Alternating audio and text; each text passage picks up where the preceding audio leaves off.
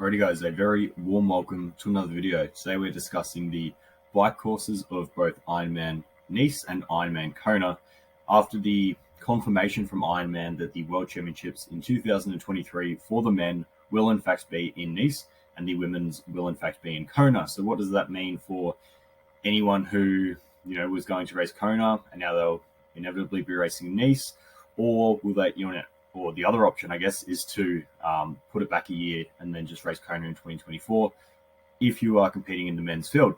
Now, when we look at the bike course of Ironman Nice, it is incredibly different to Ironman Kona and ultimately a whole lot slower, 20 plus minutes slower at the very minimum. Now, this is providing that Ironman France, which is what's going to be now Ironman World Championships in France, Nice, providing the bike course from 2022 stayed the same and is the same in 2023 for the World Championships. This is how it will look.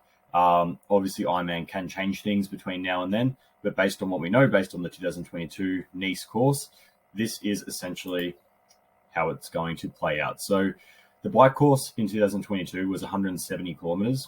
Here is Rudy Von Berg, and why I've chosen Rudy's ride is that he's got all of his power data, and what we're going to do after this is actually compare it to his ride in Kona in 2022 because he averaged the exact same wattage.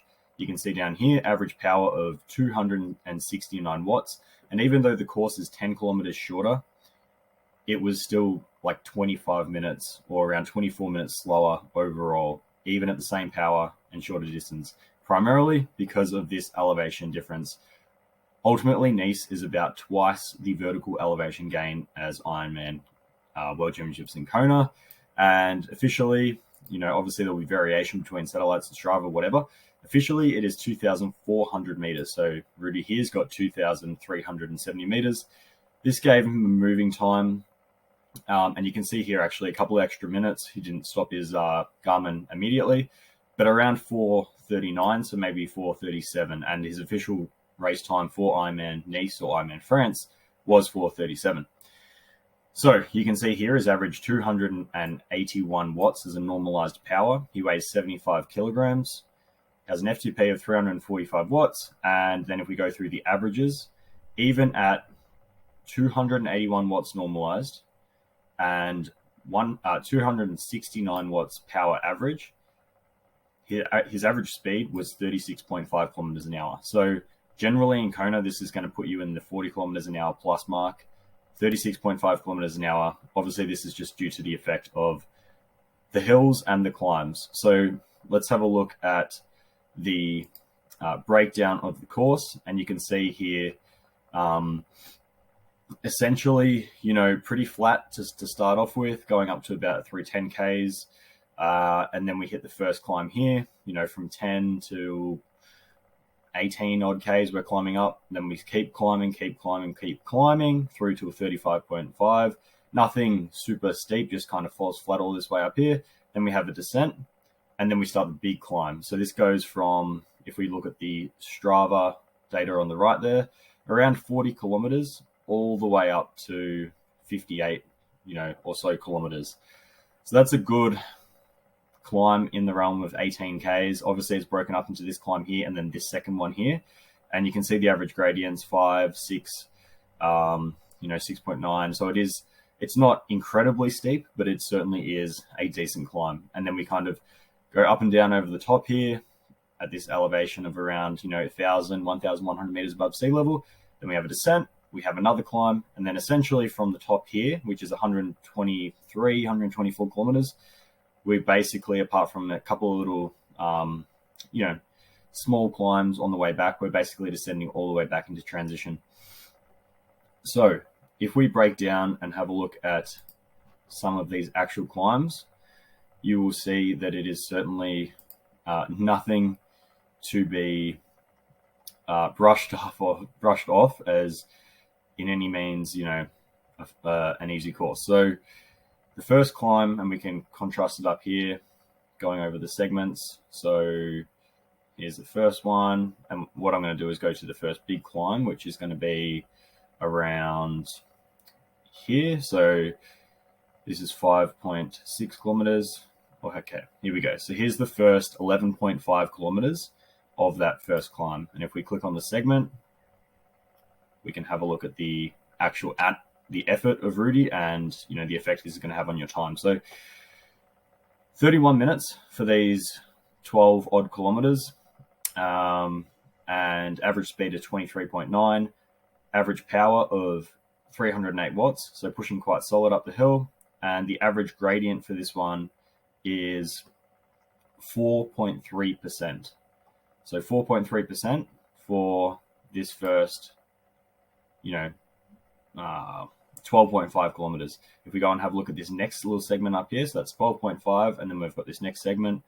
We can continue through. So it's going to be here. Yeah, so this isn't just that last little bit because it's kind of incorporating another section of it as well. But again, you kind of get the idea. And this is 4.7% gradient, but it gets a bit steeper in the middle here, 7, 6-ish. And again, what he averaged here for that last bit was 307 watts, an average speed of 21. So, again, we're going from 40.2 kilometers up to 58.6 kilometers. So, I mean, that's, a good 18 kilometers at least of consistent, continuous climbing with a bit of respite in here in the middle. So, if climbing is not your thing and you are racing Ironman World Championships in Nice, I highly suggest you, maybe want to focus on that. And this is even the reason why Gustav Iden at the 70.3 World Championships literally rode a road bike with clip-on aero bars, because the climbing, and that it's a genuine, consideration. What's the trade-off of aero versus comfort in climbing and speed in climbing? Because then even like these descents, they're not just straight downhill. They are actual descents down the mountain. So it's something you do need to consider. But ultimately, we'll go across to the Kona course just to compare, the effect of this elevation and the speed and how that impacted the overall time. And you can see here, if we look at the conditions on the day, wind speed, not much wind at all, 7.8 kilometers an hour, 24 degrees Celsius. So, not hot at all. And, pretty good conditions for racing compared to Kona, which is warmer, often more windy, potentially. So we'll jump across to the Kona course and compare the effect on the time.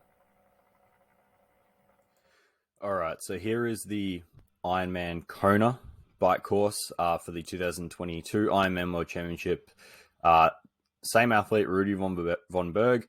And we can have a look at the data because, again, like I mentioned earlier, his average power of 269 watts was the exact same average power he averaged in Nice. The course itself is 10 kilometers longer. And what you can see is that, even if we go off his Nice time of 4 hours 37, probably more officially, rather than 4:39, it's still a good 20, 22 minutes slower overall. And primarily because of, this. Essentially, there's half the elevation, a little bit over, but around half the elevation vertical gain. And Kona is by no means flat. Anyone who's raced there realizes that, of course, it's just rolling hills. You have that climb back up onto the Queen K on the way back. You have the climb up to Harvey. And, it's by no means flat, but it is a lot more rolling as opposed to genuine settle in. We have a 10, 15, 20 kilometer actual climb. So that's why, obviously, anytime you're going uphill, you're washing speed off and you do not go downhill for long enough relatively to cancel out the effect that has on your average speed. And again, a little bit less normalized power that's expected on a more consistent course with less climbs or with less actual climbing. But the same average power and his average speed, literally, 4+ kilometers an hour quicker. For, suggest or around about the same effort. So very, very, I guess, interesting in the sense of people going to Ironman Nice. It's not going to be a fast course. It's certainly not going to be a fast course. And the run may be a little bit flatter. The run may be a little bit not easier, but a little bit more tolerable due to the heat factor that you won't have in Kona, and the humidity factor that is likely to be a lot less than what would be in Kona. It's also probably a little bit of a flatter run course, but we're going to do a run course analysis after this, so stay tuned for that video. But in essence, this is it's going to be very interesting because I think we could see, Ironman World Championship Nice times for the pro men winning in times of like 8 hours 15, 8 hours 20, 8:25 probably for like the top 10 maybe, or even 8:30 for the top 10. So it's going to be very, very interesting to see. Obviously, we could analyze the crap out of this ride, but essentially the main factors are, if we look at the course map, yes, it's up and down. It's not flat at all. We have this climb up here to Harvey and then back up onto the Queen K and then back as well. But, same power, a little bit less normalized power, 10 kilometers longer in the actual course distance, but over 20 minutes plus slower. So there you go, guys. For anyone who was interested in going fast on the bike in Ironman Nice, I think, you might want to reconsider that plan. But certainly from a training perspective, it's going to actually, I'll do another video on how I would approach training and even on the day racing the Ironman Nice bike course, because it's certainly going to be a lot different. If we look at, Ironman Kona, we have these punchy little rollers. There's a lot of above threshold, below threshold, above threshold, below threshold, versus sitting at a consistently high power on the climbs and then being able to descend well as well on the way back down. So it's more aerobic endurance climbing, actual climbing power versus short, punchy over the roller down from a time trial aspect. So I'll do a video on that as to how I would approach it and some tips to best approach your training and also on the day racing regarding how hard you should really be pushing up the hills versus, down, etc. But yeah, obviously, when we compare the two side by side, certainly a slower course and certainly, one that you should not be disappointed if you've gone to Kona and done a great bike time and then go to Ironman Nice and ride 30 minutes slower. So keep that in mind, guys. Take care. Hope you enjoyed the video, and I'll see everyone in the next video.